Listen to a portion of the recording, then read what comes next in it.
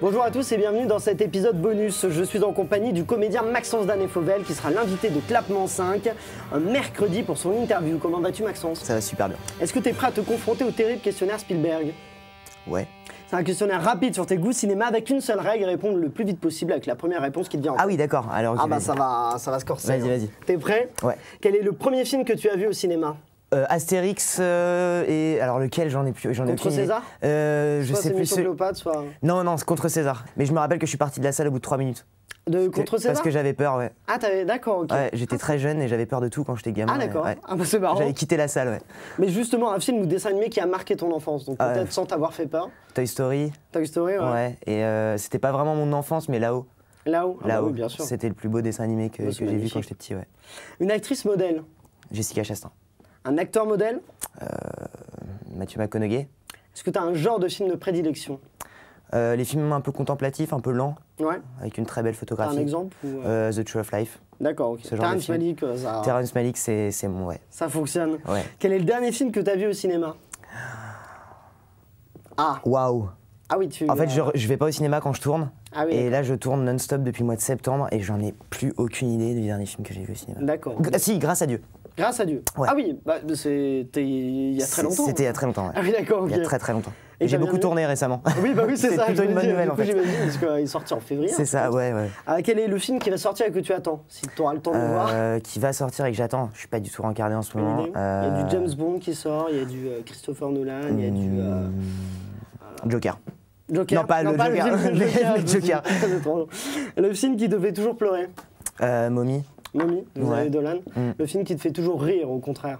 Les séries, ça marche pas, c'est les films. Allez, vas-y, on sait rien. How I Met Your Mother. Ah oui, bah c'est du... C'est vachement bien, ouais. C'est ça. Toi, t'es plus How I Met que Friends? Oui. Eh oui, il y a un duel entre les deux, mais ça. je comprends, moi, je suis parce plus que moi, je suis peut-être plus How I Met. Ouais. Le film que tu regardes pour te remonter le moral? How I Met. Non, bah, je suis plus les Pixar pour me remonter le moral. Les dessins animés, ouais, j'adore. Là-haut, tu disais là-haut. C'est ça, les films. De Pixar, je les adore plus ou moins tous, mais ouais. Bon, bah très bien. T'as vu, tu iras voir en avant, le dernier? D'accord. Bon, c'est peut-être celui-là que tu attends. On va dire que c'est celui-là. On va revenir là-dessus. Le film qui t'inspire?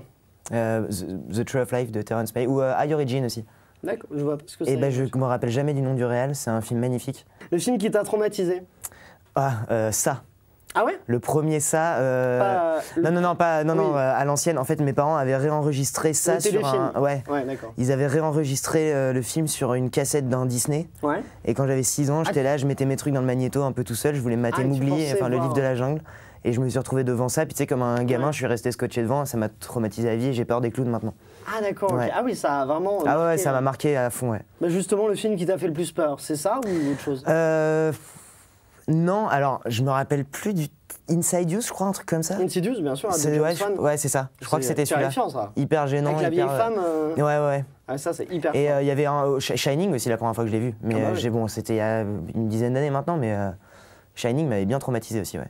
Et le film que personne ne connaît et que tu conseilles? Et bah, High Origin, justement. Justement. Parce que dis-nous en plus. Après, personne ne connaît, j'en sais rien, mais c'est vrai que quand j'en parle autour de moi, tout le monde me dit putain, je connais pas, c'est marrant, et c'est vraiment un film fantastique. Alors moi, j'ai une passion pour l'iris, pour les yeux, et c'est un film qui tourne un peu autour de ça. C'est un film qui tourne aussi autour de la réincarnation. Et c'est en fait, pour moi, c'est une des plus belles histoires d'amour du cinéma. Qui est dedans. Et c'est un chercheur qui essaie de redonner la vue à des souris daltoniennes ou aveugles, qui rencontre une femme quand il est en études, et tu fais un bond dans le temps d'une dizaine d'années, et tu les retrouves quand lui est vraiment chercheur pour le coup, et elle, je sais plus ce qu'elle fait, je crois qu'elle est mannequin. Ouais. Et c'est un peu toute leur histoire, et en fait, il y a un twist qui est génial, et qui en fait donne une toute autre dimension au film, et où là on commence à partir dans le délire un peu réincarnation, les yeux, tout ça, et c'est très bien traité, c'est hyper poétique, c'est magnifique. Ouais. Bon bah tu conseilles là, bon on va regarder, écouter High Origin du coup. Ouais. Bah, merci Maxence pour toutes ces réponses très intéressantes dont on reviendra sûrement pendant ton interview qui sera diffusée mercredi, donc toujours en version filmée sur la chaîne YouTube de Clapement 5, qui s'appelle Clapement 5 Podcast. Vous pouvez dès maintenant vous abonner pour voir les différents épisodes qui seront en version filmée. Vous pouvez aussi nous suivre sur nos comptes Facebook, Instagram ou Twitter avec le @clap5.